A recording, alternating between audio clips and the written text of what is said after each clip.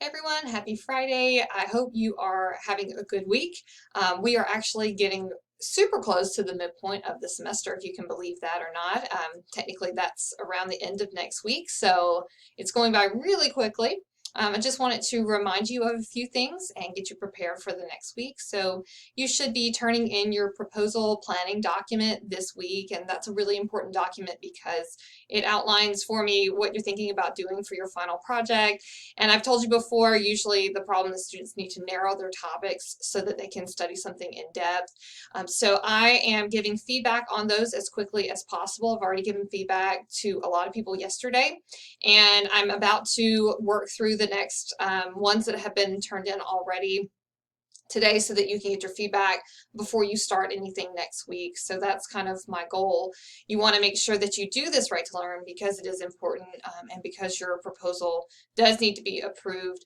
So the approval, how that kind of works, in case you're wondering, is just that I'm going to give you feedback on your potential topics. If you told me which one you're leaning toward, that's really helpful because I can focus on that one. But if I'm telling you that you need to change it a little or narrow it, just make sure you do that. But unless I've said don't do this, then you know you can use it, except for making sure that you follow through with whatever suggestions that I have given you.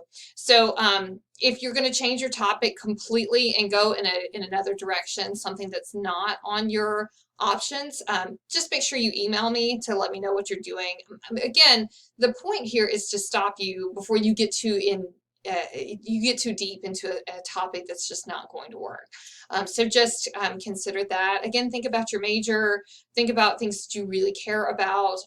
Those are always good decisions in moving forward with a research project. So make sure you get that turned in and I will get feedback to you as soon as possible. Please contact me if you want to talk about your feedback on the opposing viewpoints assignment. Again, most people were doing all right. There were a few people that maybe misunderstood the rhetorical analysis assignment, which is typical. I mean, it's a new skill, it's a new challenge. So if you went in the wrong direction with that, I don't want you to feel like you're out there alone trying to solve it or figure it out. There's still plenty of time to work on that piece. So please feel free to set up a Zoom or email me. But one of the best things you can do is make a Writing Center appointment. You can go there and they can help you understand those concepts of rhetorical analysis. So I recommend a live chat session for that if you've got time for that. I think that would be probably one of the most beneficial things that really anyone could do in order to do well on that particular assignment.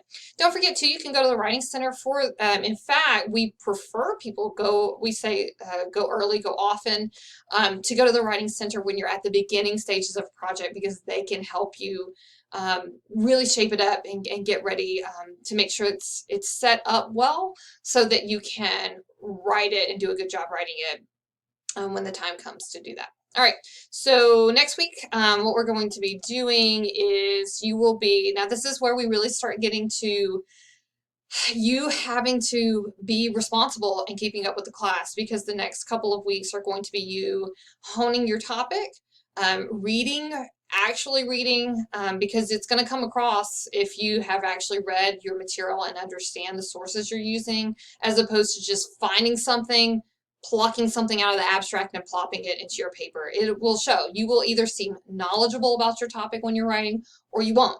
And so these next few weeks are crucial. So next week, again, honing your topic, starting to find sources, reading them, thinking about what you would keep from them. I'm not making you do an annotated bibliography this semester.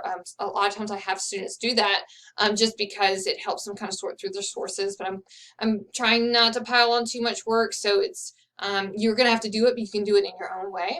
And so that's what you're doing next week. At the end of next week, you have a midterm reflection survey that's due. It's not due until Sunday, 3/14, by midnight, let's just say, because I can't have anything due on Friday since it's technically a study day.